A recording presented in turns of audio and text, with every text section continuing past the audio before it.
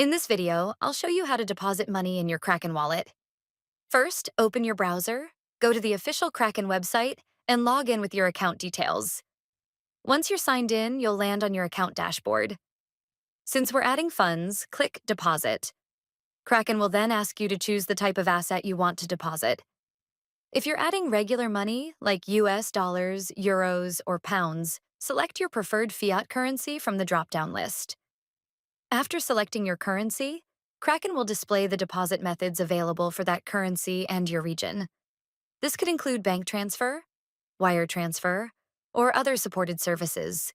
Choose the method that works best for you, and Kraken will generate the exact payment details you need, such as account numbers and reference codes. Carefully copy or save this information, then complete the transfer through your bank. It may take 1 to 3 business days for the funds to show in your Kraken account, depending on the method. If you're adding money to your Kraken wallet, Wise can save you a lot on fees and give you better exchange rates than banks or most payment apps. You also get free virtual and physical debit cards you can use internationally in stores or to shop online anywhere. Sign up with the link below to get your first $800 transfer with zero fees.